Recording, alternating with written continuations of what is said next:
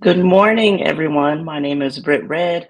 I am the board president of Indianapolis Neighborhood Resource Center.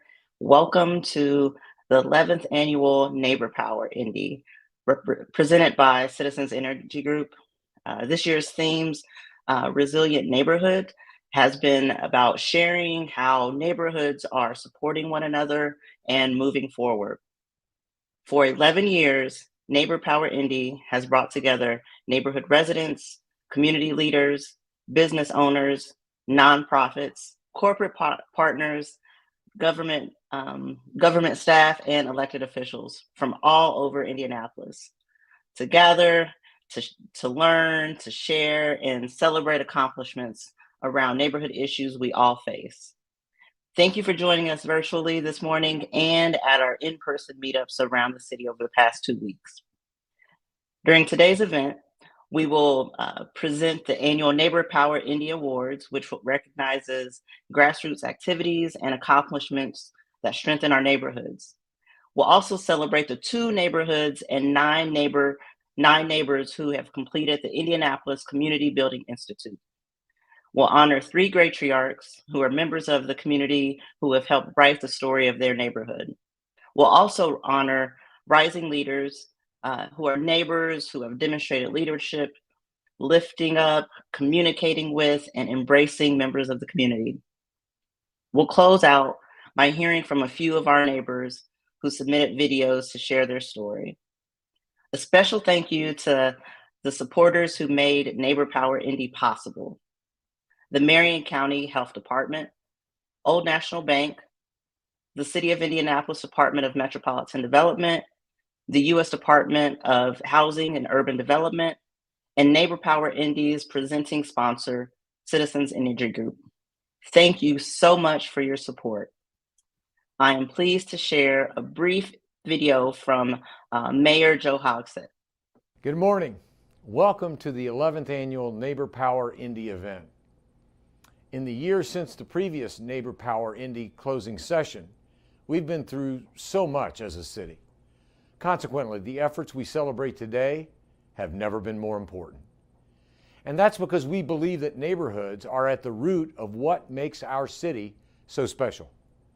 It was for that reason that we allocated nearly 1/3 of the $420 million in American Rescue Plan funding to our neighborhoods.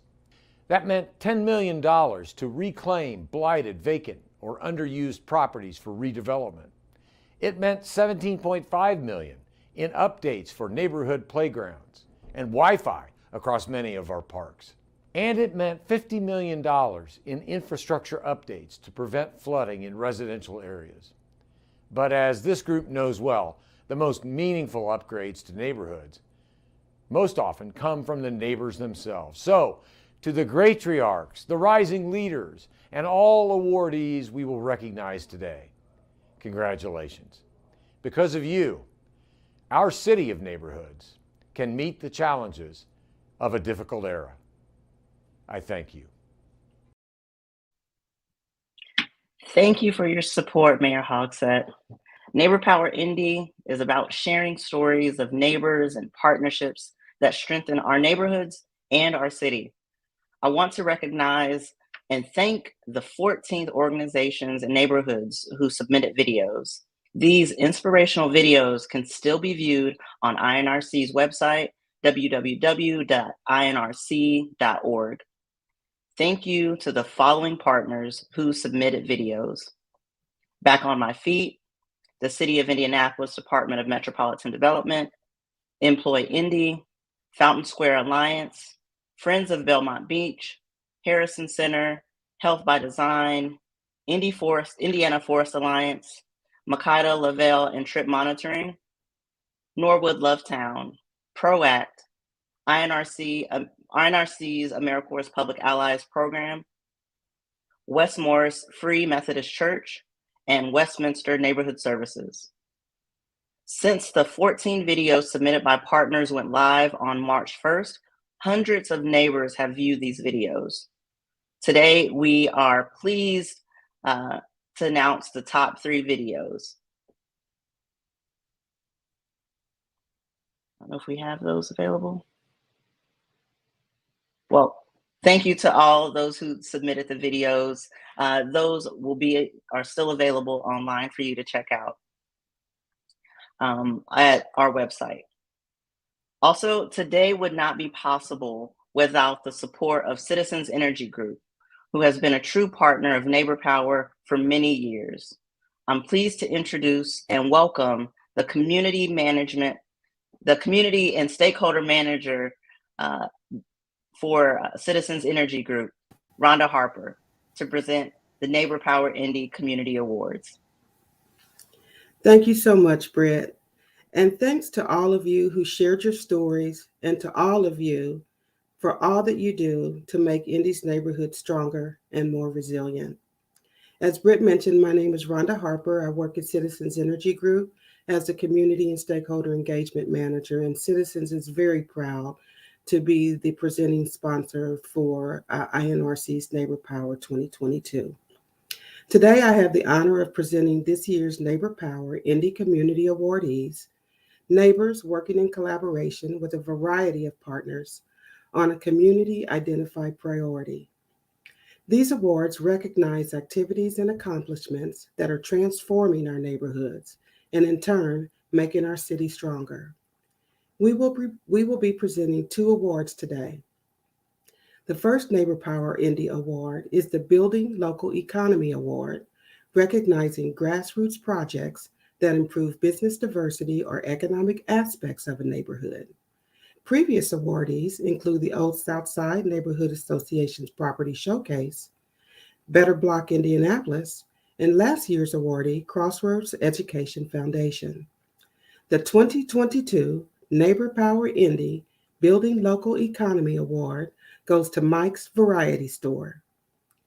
Mr. Mike started a convenience store 15 years ago in his house on LaSalle to assist his neighbors with basic household items. Mr. Mike eventually purchased a storefront. He participates with the Summer Feed program, which provides free meals to the youth in the community, and also partners with MLT Outreach Center, Brightwood Community Center, and other local grassroots organizations. This cash award will support Mr. Mike's work with the community. Congratulations, Mike's Variety Store. Next, I am pleased to present the 2022 Connecting Community Award.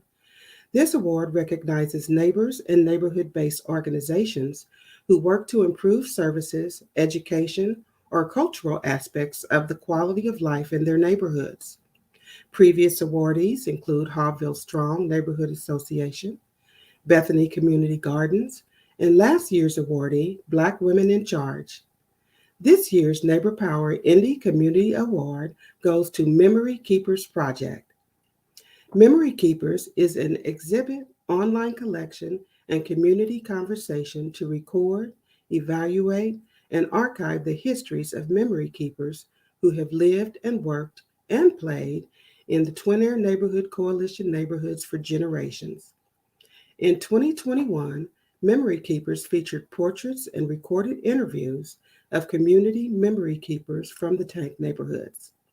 Portraits were painted and interviews conducted by artist Kalia Austin.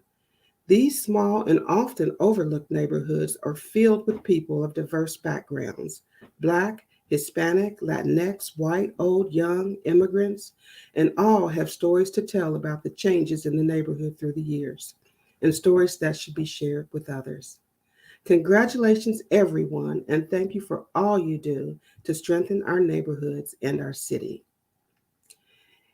And now I would like to introduce Reba, and we're just going to keep this celebration going. So I'm pleased to introduce Reba Taylor Hill with the Marion County Public Health Department, who will present the Neighbor Power Indy Gratriarch and Rising Leader Awards. Reba? Thank you, Rhonda. Appreciate that. And I want to tell you today, I am so excited. I'm so excited. I can't hardly talk. Greetings, Neighbor Power Indy. I'm just so happy to be here, to be a part of this great event and present the Gratriarchs and Rising Leader Awards. I am Reba Taylor Hill, and I'm the Community Education and Outreach Liaison at the Marion County Public Health Department in housing and neighborhood health. And as you can see, I have these beautiful certificates and glass award that each Gratriarch and Rising Leader will receive. They're all beautiful. I want to keep them, but I know I can't.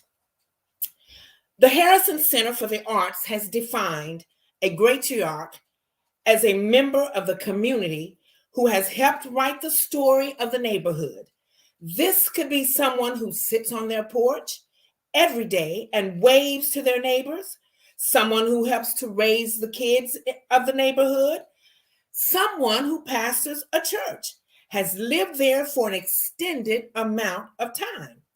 Today, we are honoring 3 neighbors as Neighbor Power Indy 2022 Gratriarchs.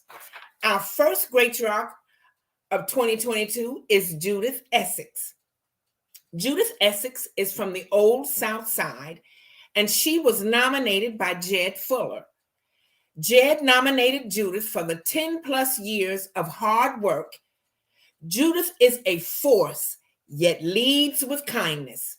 Judith Essex, you are our first Gratriarch of 2022. Way to go, Judith. Our second Gratriarch is Joanna Lenoir. Joanna is from the Martindale Brightwood community and was nominated by Mariah Miller. Mariah nominated Joanna's long-standing rich history in Martindale Brightwood. Joanna is a fixture of the community and still lives in the house her family moved into on what they call Freedom Day many years ago. She continues to include her community in this celebration and has shared her incredible story in the short film Rashida's Freedom Day and at storytelling events. Joanna Lenoir, your legacy is strong, and we are honored to name you as one of our Gratriarchs of Indianapolis. Our final Gratriarch of 2022 is Kim Boyd. Kim was nominated by Brennan Edwards. Brennan nominated Kim being a force of community connections for decades. The effort and kindness she has established takes the primary form of the Hope Team Association, which is a hub of so many different leaders and members of the community that all desire to make Indianapolis a better place. Kim's community work has a large ripple effect and definitely helps build a better future for Indianapolis. Kim Boyd, you are truly a Gratriarch of Indianapolis.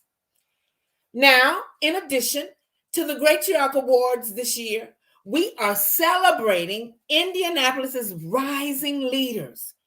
This is someone who has demonstrated leadership in their neighborhood and or professionally, lifting up, communicating with, and embracing members of the community. This could be someone who has become a staple in the community and who many in their neighborhood have learned they can rely on. Our first rising leader of Neighbor Power in 2022 is Jarrell Knowles. Jarrell is from Pike Township and was nominated by Karma Chapel. Karma nominated Jarrell as she is a newer transplant into the Indianapolis community as Jarrell moved to Indy in 2014. Jarrell has worked as an educator for several years.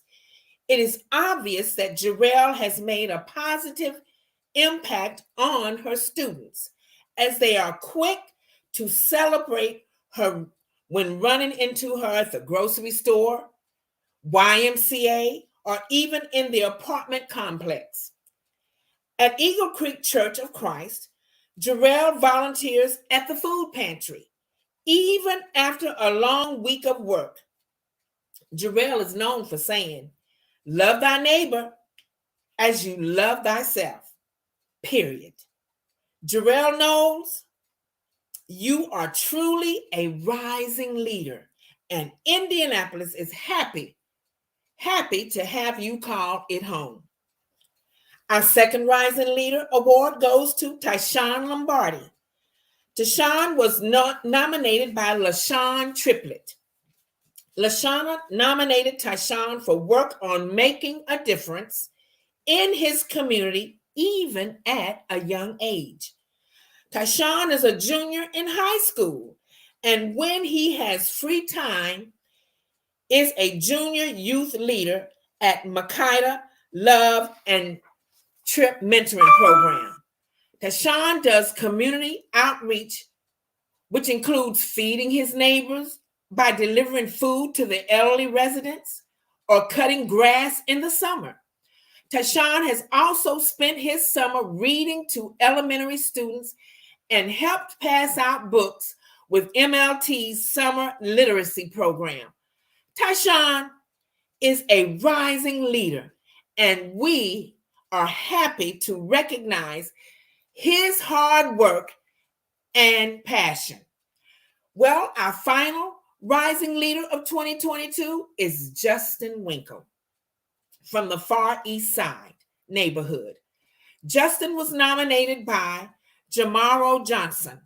Jamaro nominated Justin for his intentional work to connect with residents and his ability to amplify his neighbors' voices. Justin is the vice president of the Far East Side Community Council and does a lot of the behind-the-scene work. Justin is known for asking hard questions that help get more people at the table. The Far East Side community loves Justin, and we are excited to name him as our final rising leader of Neighbor Power, Indy 2022. Congratulations to all of our awardees. Great job in your communities. Thank you, Reba, and congratulations to this year's Gratriarchs and Rising Leaders. Also, I just received the top 3 most viewed videos. Third place with 156 views, 360 resilience stories from Circle City.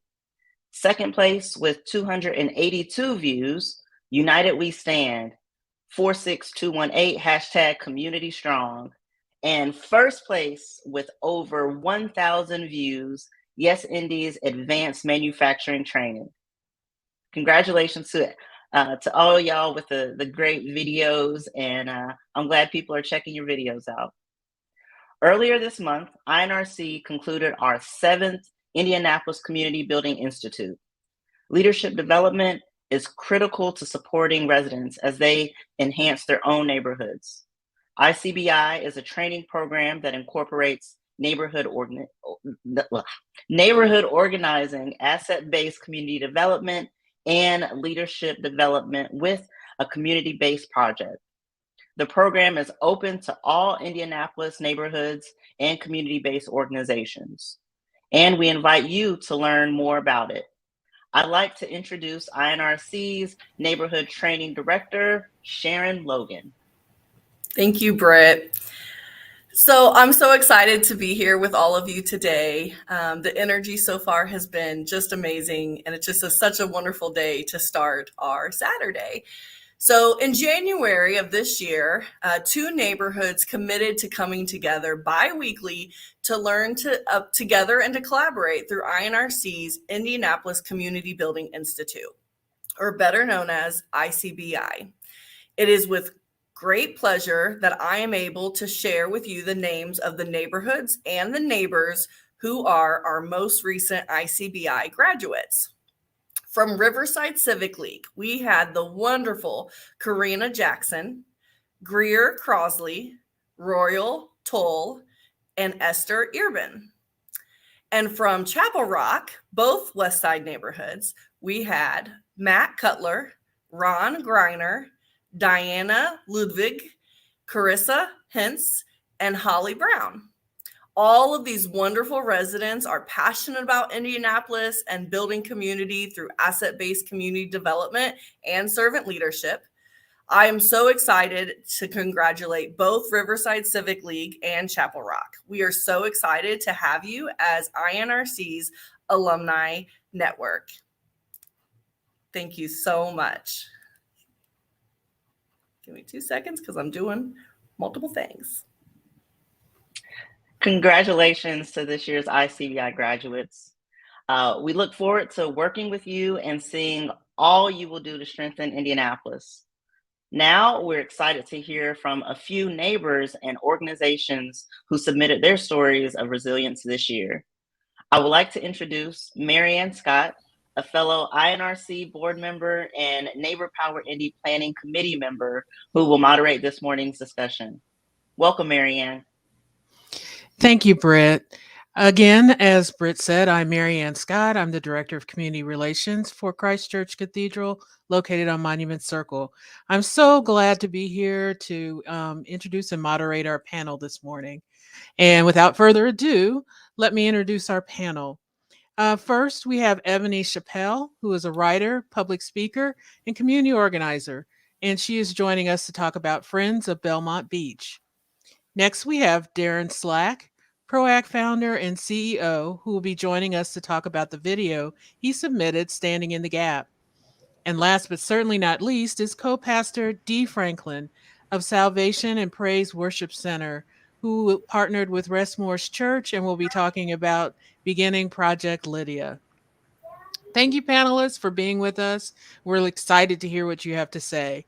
So first question, what motivates you to do community work? And Ebony, let's start with you. Thank you so much, Marianne. Happy to be here today. Shout out to everybody tuning in. So what motivates me to do community work is my belief in the bright future of the city of Indianapolis. I think, like it was mentioned earlier, the strength of our neighborhoods is really going to show how strong our city is and how special our city really is. So that's what motivates me, is being a part of that. Darren, how about you? Yeah, thank you for having us here today. The thing that motivates me to do work in the community is just seeing the aha moments that happen each and every day. To see people, when people value people as people, great things can happen. And it's a difference between treating people as objects. When we start to treat people as human beings and see people as ourselves, then it just inspires me to keep going, because when we do that, when we see someone as ourselves, we are alive to their hopes, their needs and desires, and the things that need to happen to really help them along the way. Those things come naturally because we're starting to value people more and build relationships.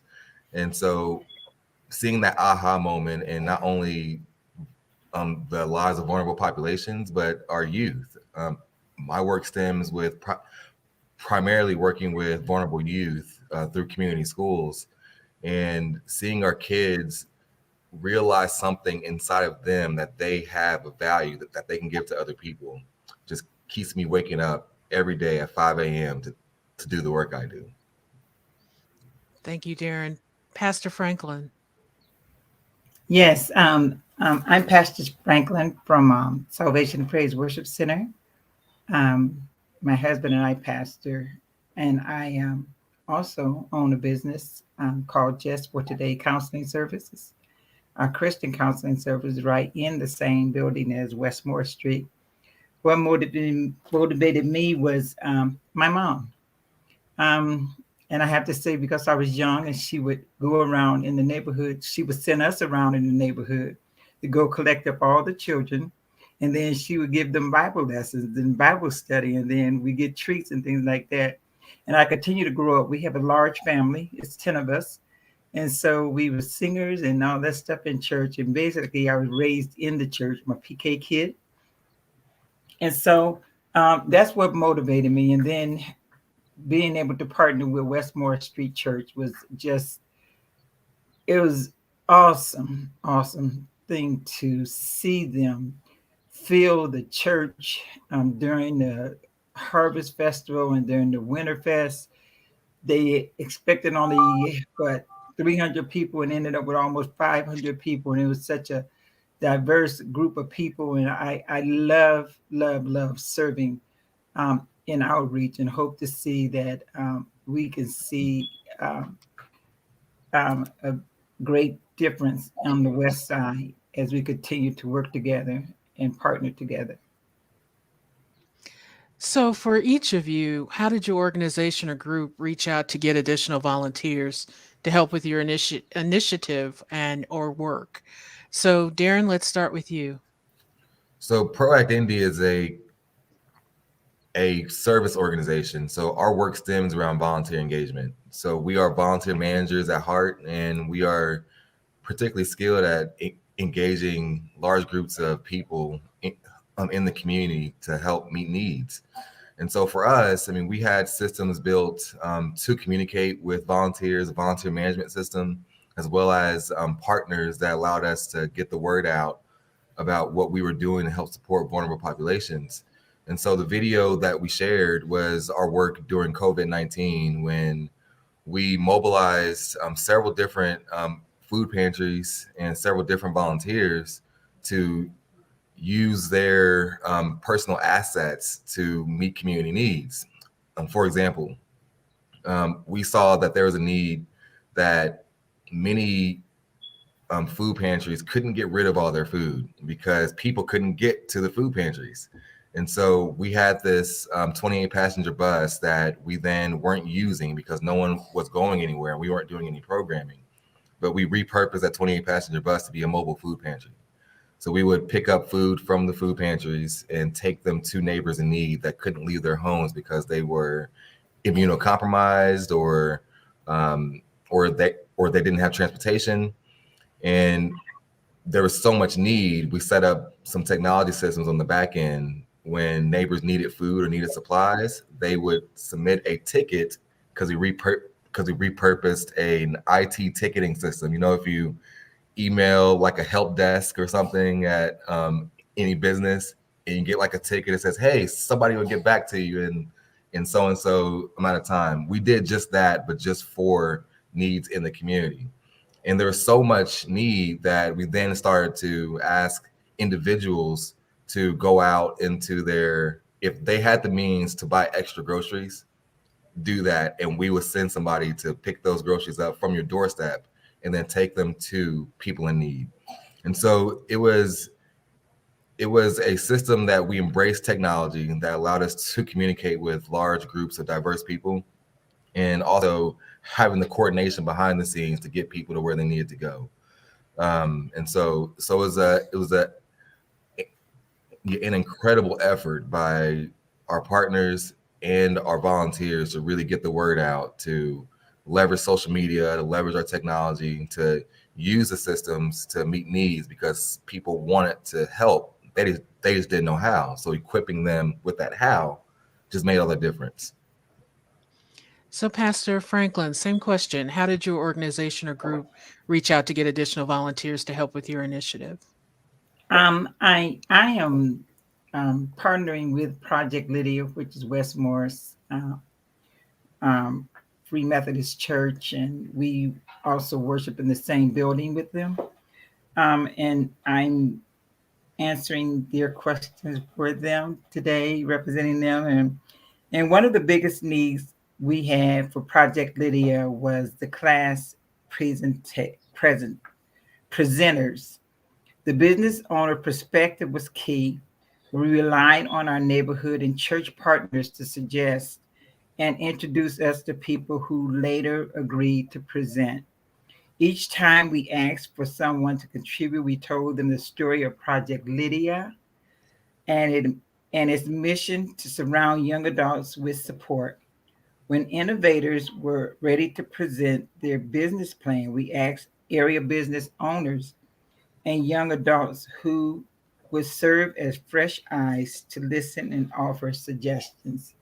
And it is a wonderful project when they say youth and young adults, and to get out there and get the youth an opportunity to 18 to 25 years old to have startup money to start their own business. I mean, it was a great thing. And we had 7 innovators that made it through the course, and we're so proud of them. Thank you, Pastor Franklin. Ebony, same question. How did your organization or group reach out to get additional volunteers? Yes. So the Friends of Belmont Beach have been engaged with one another since before we became the Friends of Belmont Beach. It just started out as a volunteer group back in about 2019. So we've had to keep volunteers engaged up until now through this entire process. We're out in the cold and the different, weather elements, building a park in Hawville. And how we've been able to engage different volunteers is by really paying attention to the assets that we have and the networks that we're connected to. So, the president of Friends of Belmont Beach, Ted Hardy, he is very, very focused on the who. So, every time we're working on a different project, every time we're getting ready to embark on something new, we have a conversation about who's not in the room, who do we know, and who can we talk to and bring them in. So, one of our strategies has been to enlarge our tent, so to speak, and bring more people in. We've also done canvassing. So, we've walked through Hawville, passing out flyers, talking to neighbors about what it is that we're doing and letting them know this is an asset for you. This is something that we want you to own and be a part of. So come out and join us. And that has been a good strategy for us as well. So, for the panel, and we'll start with Pastor Franklin, what lessons did you learn? And if the event will be repeated, how will you implement the lessons you learned? Well, we wanted to have mentors who would support the innovators in their chosen business. However, one-on-one mentoring were very challenging to find. So the the the business that some of the innovators picked, we had a hard time finding someone to mentor with them, and so we still got it together. And the ones that did not have a direct mentor as they designed their business appreciated the support of the team and the presenters, but they were disappointed. They were disappointed that there was nobody to connect with them. So we um, we planned for a second round. We would likely set up mentoring expectations differently. We will also add 1 or 2 sessions to the class, which was 6 weeks during the first round. So the next time it will be 8 weeks. By the end of the second week, we are hoping to know who is fully committed to the class session. And third, we ensure that the innovators collaborate more with one another. So we are also looking for the mentors. And I went out, I was the one that did the groundwork. I went to the schools. I went to all the high schools. I went to the libraries. I went to the regular stores all on that west side of town. And I looked and I was searching our for our innovators, and we found innovators. But the sad part, again, like we said, we could not find no one allowed them to match with the ones that had businesses that they wanted to start. So this time we hope that we would be able to do so. We also upped the age so that we can have more that will be able to start their own business. And we are very, very excited about Project Lydia and what's to come. Thank you. Ebony, what lessons did you learn? And if Belmont Beach, the Friends of Belmont Beach will be repeated, how will you implement the lessons learned? Yes. So, one of the biggest lessons that we continue to learn is the importance of being resourceful. So, seeing, the things that are around you, these things take money. Anything that I'm doing, Darren's doing, Pastor D is doing, even you, Marianne, like a lot of the projects that we want to do, it takes resources and you don't always have an unlimited amount. Most of the times, you don't have an unlimited amount of the resources that you need. So you have to get very creative. So that has been one of our continuous lessons is to get creative and to use things wisely so that we can make them stretch. Another thing that we've learned is to pace ourselves. I'm on a team with people that always have a lot of brilliant ideas. And I love that. It's great. But at the same time, we have learned to pace ourselves because this work is a marathon and not a sprint. We want to keep the Friends of Belmont Beach going for years and years and years to come, to not only honor the space where the park is, but to honor that legacy of enjoying the outdoors and communing with nature and different things like that, and just fellowshipping as a community. So we want to pace ourselves and not burn out so soon. So that is one of the lessons that we continue to learn and teach one another. We don't have to do every single thing all at once. We can do a few things really well and keep adding to it as we go along. That's right. Yeah. Very true. Very true. Darren, what lessons did you learn? And if your event will be repeated, how will you implement the lessons? Yeah, lessons we learned was we mobilized about 500 people to really deliver about 50,000 meals during the time of COVID in a short period of time. And there was so much activity happening at that time that that we realized that we needed to set expectations with our partners a lot better. So what are you getting from us? What would we expect of you? Because that would have mitigated the potential for conflict down the road, right? And conflict is healthy, and conflict can be unhealthy, right? And there are some instances that we could have avoided if we were more upfront and more strict. I would say not strict, but more with our foot in the sand, if you will, with expectations about what was expected from the engagement as a partner.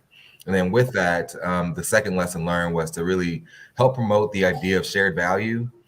I think many organizations and initiatives, we don't do this work not only for the community, but as an organization. I mean, if we're honest with ourselves, I mean, we all have to get something from it, right? And whether that's some type of relationship that's going to be ongoing outside of this one instance in time, we have to make sure that we understand that there's value on both sides, not only for our community, because that's who the work is being done for, but for ourselves as organizations too. And if we don't promote that idea of shared value, then we run the risk of burnout. We run the risk of reusing resources and those resources running out. To Ebony's point, right? I mean, there's a lot of resources to go around, but sometimes there are resources that get directed to places that may not need them, right? And so if we understand shared value, then we can really help mitigate that issue, if you will. And then the third lesson learned that we will implement when we do this again, because this is an ongoing effort for us, just to involve the voices of the community soon and often. And when we involve the voice of the community, then we can be more alive to what is happening on the ground, what they are needing. We saw oftentimes that people weren't using the food or eating the food that we were giving to some communities and neighborhoods because it wasn't in their diet. But no one stopped to think to ask, hey, Yeah. what kind of food do you want? Right? Right. So we have to step Right. back and say, okay, well, how would you do this differently? And what would you need? And where do we need to go to get what you need? And so we did that often. And, or if we did that early on, then there wouldn't have been so much, we could have mitigated and lessened the amount of waste that happened during that time when so much food and resources are going out into the community. Very true. Very true. Big lesson learned. Um, Last question from me. Ebony, how did you keep the group inspired to keep up with the efforts that they were working towards during the pandemic? And we know the pandemic was huge and took the wind out of a lot of sails of folks that are out here. So, how did you keep the group inspired? Yeah, so it's an ongoing process. I am constantly, trying to find different ways to keep the group inspired. One of the things when I first got brought into the group, they were already on their way toward opening for the first season last year. And I came in to initially help with communications, but then I realized I could really step up in a strategic way, a more strategic way to help organize the effort and move us toward the future. So, one of the things that I've done to help everybody stay inspired is by paying attention to what people's because they elected me executive director. That was the part I left out. So that's why I, end up in these spots of trying to, coach people and all that good stuff. As they should. You shouldn't have left that out, Ebony. It's still growing on me. It's still growing on me. But one of the things that I've tried to implement is paying attention to people and paying attention to the things that really light them up, what their personal goals are, what their personal interests are, and try to feed into that by finding opportunities for them to shine in their gifts. And I'm by no stretch of the imagination perfect at that. It's something I'm really learning as a leader to step into more. But the times that I have done that and been intentional about it, I've seen really good results. Something else that we've done to inspire is finding different ways for us to have fun with one another. So even when we're doing the events and when we're working, taking time out for laughter and just, finding out about what people's day was like, what's going on with their families, building that type of camaraderie keeps you inspired because you don't feel like you're showing up to just work. You're showing up to spend time with your friends and your family, with people that you care about. So building that type of environment has helped keep the momentum going. Yeah, fellowship is very important Yeah. to keep that going. Mm-hmm. Darren, how did you keep your group inspired to keep up with the effort that they were working towards during the pandemic? I think the biggest thing was recognition.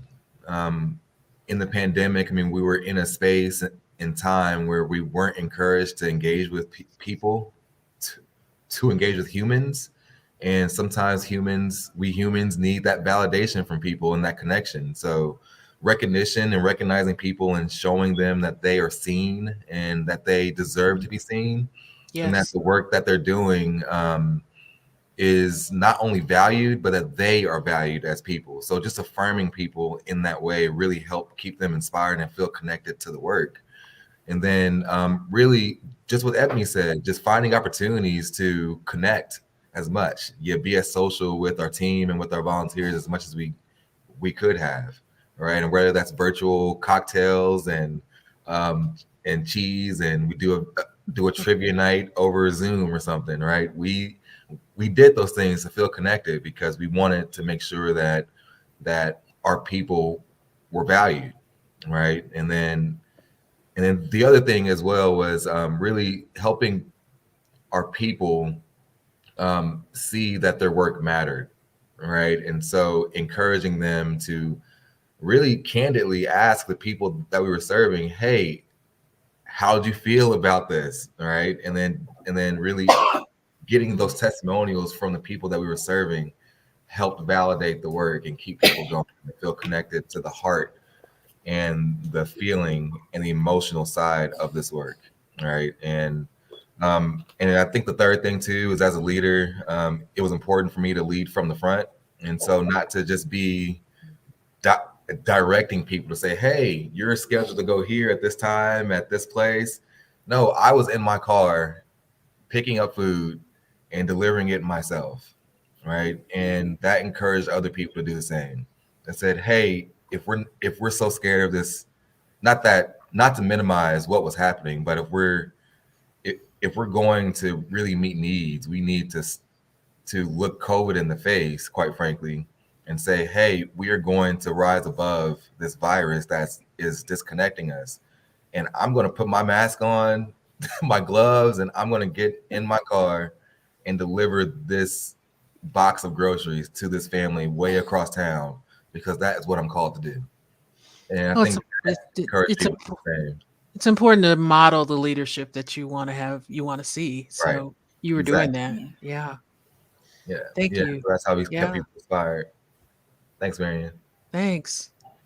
Pastor D, how did you keep the group inspired during the pandemic? Well, I have to say that I wasn't the only one. It originated with Pastor Christian, and then Jackie, Rachel, and Lou. I didn't come into the first meeting. I seen it on Facebook that they was doing Project Lydia, and they was talking about the young people. So I was like, oh, let me go see what they're doing.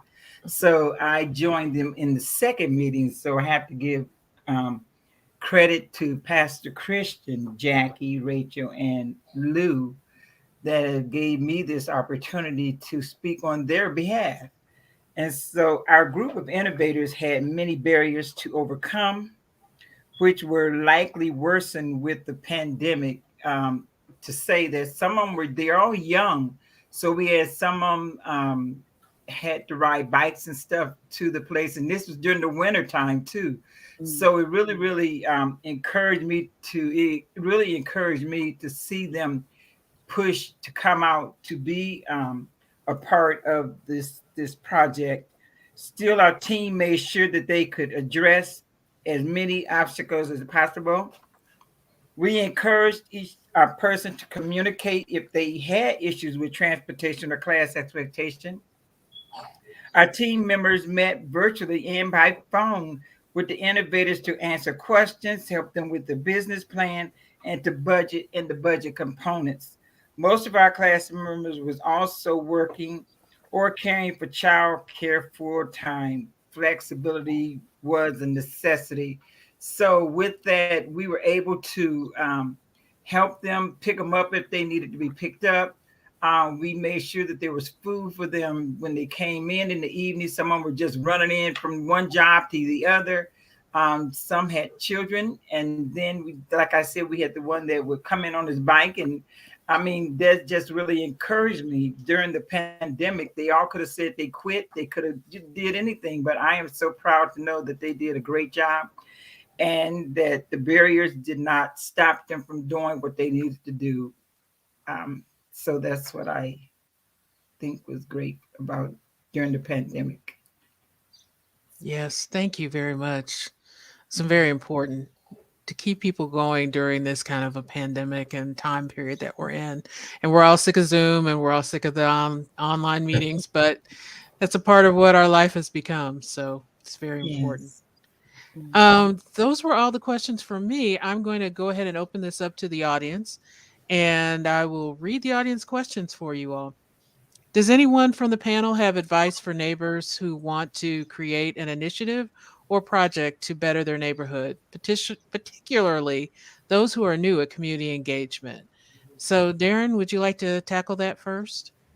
Sure. I think if anyone, so I always give the advice of one, make a decision, right? If there's something that you want to do it, right? I mean, there's only, I've learned in being a founder of an organization and doing this work for the past 12 years, I've learned that no one's really going to invest in you unless we invest in ourselves, right? And so if there's something that you want to do it, write it down and just start doing the work, but don't do it without the second part, and that's the right counsel, right? Get the people around you that are going to speak life into you, to tell you the truth about what is happening and tell you the truth about yourself too. It's a very painful experience, but there's no growth without pain, right? And so make a decision, get the right counsel, and then the third thing is to go all out.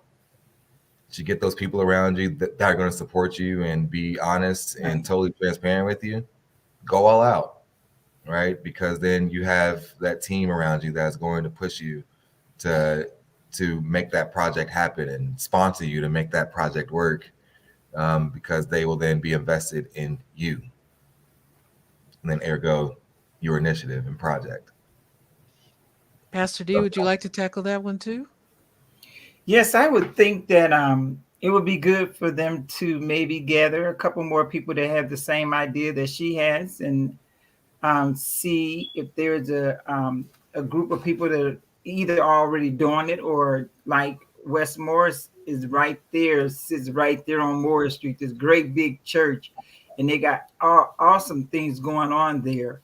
And so maybe you want to kind of maybe stick your head in one Sunday and see what's going on with them, and see what's going on with the church there, and to talk talk. If you don't talk, then they won't know. So if you just speak up and say what you have about your project or the initiative that you want to have to better your neighborhood, just kind of gather the people that surround you right on your block, right on your street. And then particularly to those you knew in the community, then I would start there. And I would start right there and go from there. And then you never know what would happen. You never know. So, Ebony, remember back when you were brand new in community engagement, how intimidating that might have been. So, what Yeah. advice do you have?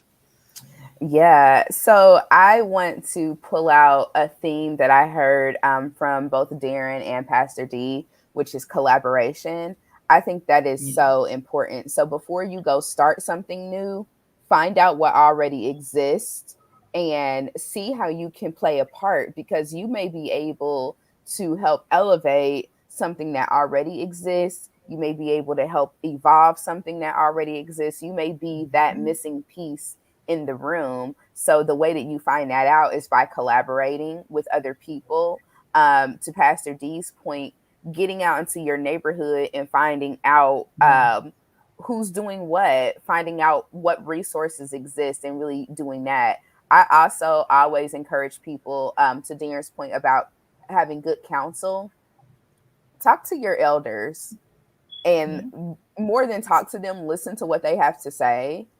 Because even if, you know, and this may sound a little crazy, even if you feel like what they're saying is like outdated or it doesn't matter or whatever, you may feel like that. But if you listen intently enough and closely Yeah. enough, there is some sort of lesson that you can glean from what it is that they're sharing with you. Sometimes, and I'm not going to go on forever about this, but sometimes, there's people in the community, no matter what age, if they've been around for a long time, they may be a little jaded. They may have seen things that have turned them off to community work. But by listening to them and really intently paying attention to what they're saying, you can figure out maybe some, potholes that you can avoid, on your own journey. So I would say, just to wrap it all up, collaborate, do your research, listen to your elders, and get out there and see what resources exist in your own community. All right. Yeah, thank you, Ebony. That was great. When did you know that your vision would motivate others to action also? It's the next question. Pastor D, when did you know that your vision would motivate others? Well, I was excited about a certain thing. I am called to the youth and the young adults. So it's all about the youth and young adult. Every fourth Sunday, we do, um, they get to do the praise and worship. They get to do everything. They run the service on that day. But with Project Lydia, when I began to talk to the young people, which was Pastor Christian, their vision, I would share their vision with them. You reimagine, dream, and then go after somebody else that is reimagining and dreaming too. So when you know that your vision would motivate others, is that you have to be excited about it yourself.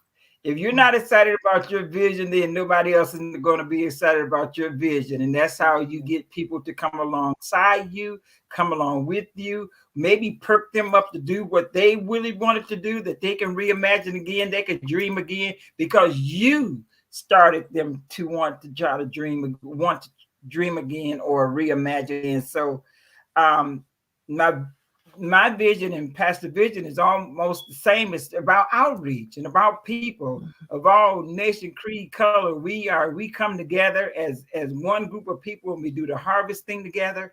We did the fall festival together, the winter fest together, and it was so awesome to have all those people there and wanting to know how you did it and how you can get it done. So what you say and how you say it presents to them whether or not they want to do it, to bring the action for them too. So, Ebony, when did you know your vision would motivate others to action? So with Belmont Beach was never a part of my vision. It is a funny story of how it even got brought into my life. So this vision started with people way before me. Like I think about the work that Ted and Indy Convergence and Coach Greg Harger, who's a part of our team, the work that they did. And there's so many other people that they were working with before to try to redevelop what it looked alongside the White River in Hawville. So this vision started with them. And even before then, how Belmont Beach got started was with a Black businessman in the 1930s named Goosey Lee, who paid out of his pocket to have sand brought down there to the White River so that Black people could have somewhere to swim. Because at that point in time, Indianapolis was able to legally segregate. We know that our city is still segregated in a lot of ways, but back then it was on the books that they could do that. So Black people were not allowed to go to the city parks and swim. The only one at that time was Douglas Park, which was on the far east side. We had Black people on the west side that didn't have anywhere to go. So these Black businessmen paid out of their pocket to have that area for them to do that. So this vision was set in motion, so long before any of us were ever thought of. And how it, motivated me was I grew up in Hawville. I'm 3 generations deep in Hawville. And I had been thinking for a while, I've done this stuff in community, I've done that thing, but I wanted to give back to where I came from, into the neighborhood that made me the person that I am today. And, I kind of put that intention out there into the universe. And then Ted called me during the pandemic and was like, yeah, we're doing this thing in Hawville. I need your help. Do you want to come and be a part of it? And from the very first meeting, even though it was so much work and it was so many details and it was hard to wrap our mind around what this really was going to be, because it was bigger than any of us could really imagine. And it was going to take so much out of us to make it happen. I was hooked, and I've been locked in ever since. So I get empowered by the people that I'm, blessed to work alongside. Their passion and their energy inspires me. And now when I talk to other people about it, it's just contagious. Like Pastor D was saying, if you're not inspired by what you're doing, other people can't get inspired by it either. So it's, it just keeps growing and growing. Like it's just a beautiful thing to see. And we have more and more people that are coming alongside us because of the inspiration and the empowerment that we get out of it. Oh, wonderful. I'm feeling the inspiration from what you're saying. It's beautiful. Darren, when did you know your vision would motivate others? So I am very fortunate and blessed to turn my passion and purpose into a career. And so I'm doing this for the past 12 years, has really exposed the work and the vision to a lot of people. And so the biggest trigger that knows that there is traction and that I know that the vision is motivating others to action is that others are inspired to implement their vision and learn how to, right? Not to just come alongside Darren Slack's vision or Proact's vision. It's their vision. Like they're inspired to do what they are called to do. And the biggest testament to that is when people come and ask, hey, how did you do this? Yeah.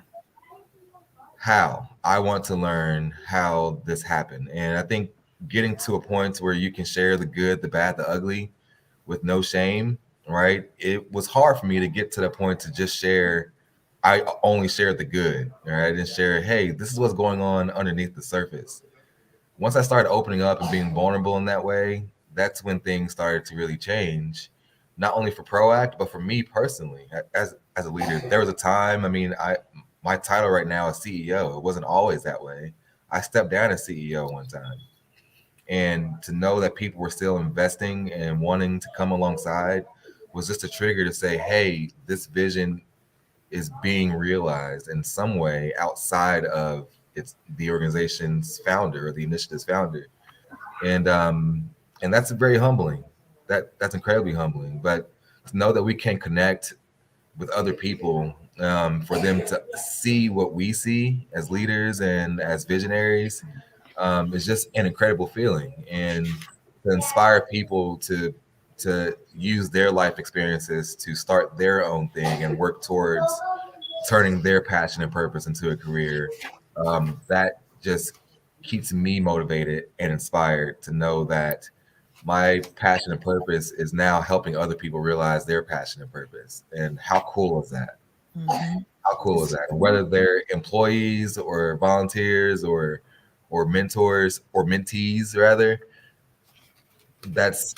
it's so incredible. So that's how I know. Thank you. Um, we have time for just one more question, so I will throw this out. Also, how do you all manage self care and avoid burnout when doing community work? And Ebony, I'll start with you because I know you've worn many hats at one time. So, Yeah. how do you Yeah. avoid that? You know, it's a series of choices every day, multiple moments of the day. So it's something that I'm still learning how to do. So one of the first things that I did was get myself organized. So when you have so many things going on, like all of us do, being able to look at your schedule and be realistic about what your priorities are, what your obligations are, and get very, very organized. Also, say no, say no, Yes. say True. no. Yeah. True. No is a full sentence. Very true. Yes, full sentence. Yes, it is. No is a full sentence. And it is hard to say no, especially when you're passionate, especially when you're really connected to what's going on and you feel like, oh my gosh, so many people are depending on me. You know, it can be hard to say no, but you owe it to yourself and the people that you work alongside and the communities that you're looking to serve to be realistic about what it is that you can and cannot do. Because if you say yes to everything and then you get to the point where it's like, now I can't do any of these things, you know, Right. then you have that situation to deal with. But if you tell the truth up front, everybody's in a better position. Also, if you're a leader, I think everyone has leadership capabilities. We just lead in different areas. Right. Learning how to delegate is really, really important. So that's Yes. something that I'm continuing to work on is delegation. Sometimes in community work, especially, I'm sure Darren can attest to this as a founder, you sometimes feel like you have to hold on to things a little too tight, too precious, but there's some uh, metaphor out there about an egg and like if you squeeze too hard, you crush it, something like that.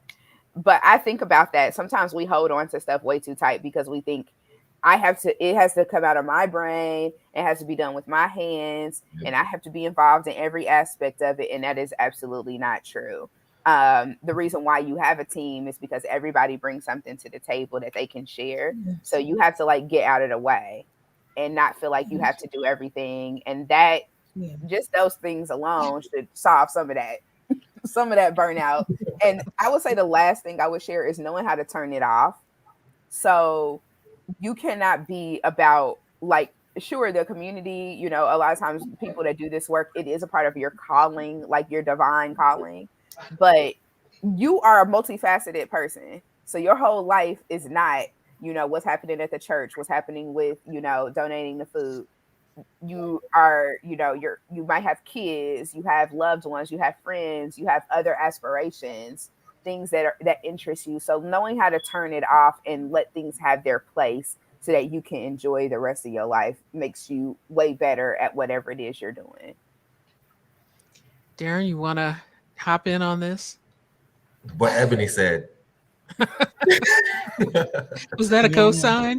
That that's a cosign. I mean, it's so true. I mean, we think that we have to do everything. There was a point in my career from my own story is that as a founder, as Ebony alluded to, I thought that I had to do everything. I had to be good at everything. And that almost caused the organization to close its doors. And so there was a very public parting of ways with my board of directors, my former board of directors. And it's because I was holding on to too much, right? I wouldn't ask for help.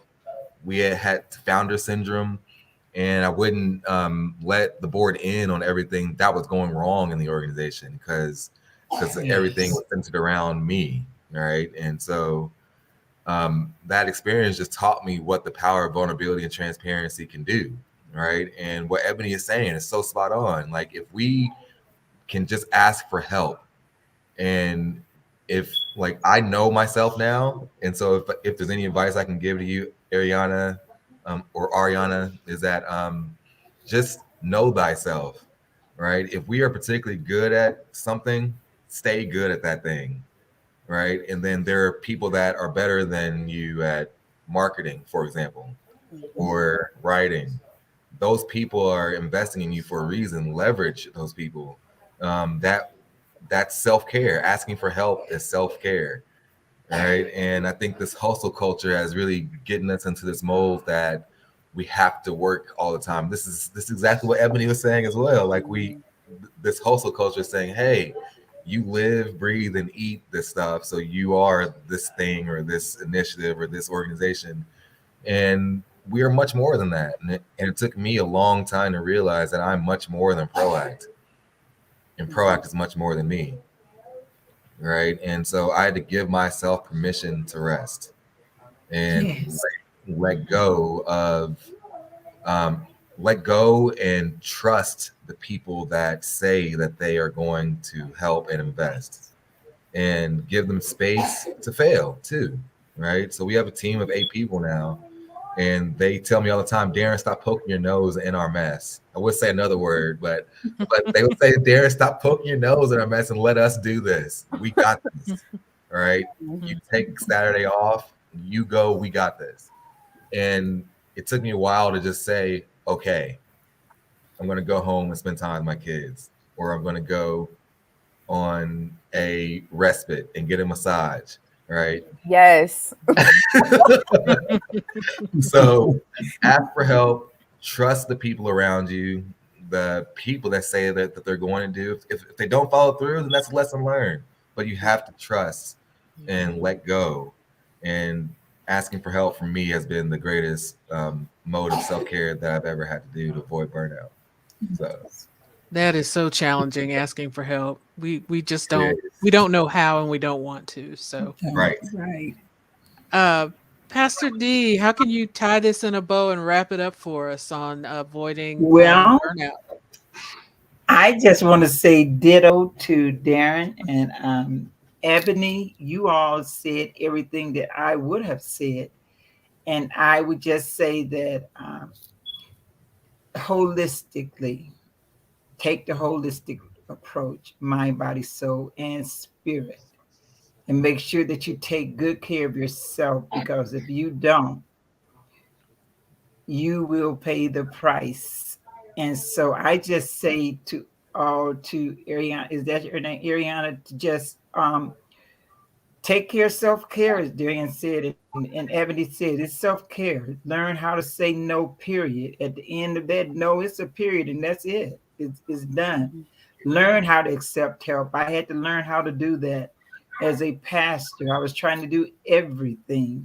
And if someone to say they'll help you do something, let them help you do, and allow them, you like you said, to make the mistakes that they did or do. And so Project Lydia the same way. We took our times to laugh and eat lunch together, and took some time out for different things rather than that. You have to lay it down sometime and just take your own self rest, mind, body, spirit, and soul. Thank you. Thank you so much. I want to thank our panelists, Ebony Chappelle, Darren Slack, and Pastor D. Franklin, for sharing time with us today. Thank you all so much. Thank you all. Thank you, Marianne. Thank you to our panelists. Thank you to our audience.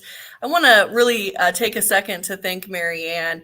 Marianne not only moderated today, but she's also on the INRC board, and she's also a part of our Neighbor Power Planning Committee, where we meet all year long. So Marianne, thank you so much for spending the morning with us. We really appreciate you. Welcome. So it is, I'm just so excited to be able to wrap up this wonderful time that we've had together. I want to thank you all for joining us this Saturday morning. If you have not already watched the videos that were submitted by wonderful grassroots leaders, city and nonprofit organizations, please check them out. You can just go to inrc.org. Those will be posted probably for quite a while. They're amazing videos, and we want to make sure that you have access to them. These are stories that were shared with information, and that's what Neighbor Power is all about, right? Lastly, I'd like to thank our Neighbor Power Programming Committee, INRC team, and our sponsors who helped make Neighbor Power possible. Our sponsors are Marion County Public Health Department, Old National Bank, the City of Indianapolis, Department of Metropolitan Development, U.S. Department of Housing and Urban Development, and Neighbor Power Indy's presenting sponsor, Citizens Energy Group. Thank you for your support. And last but not least, please keep an eye out. INRC spring virtual info sessions will be coming up over the next few months. Have a great weekend, everyone. Thank you again.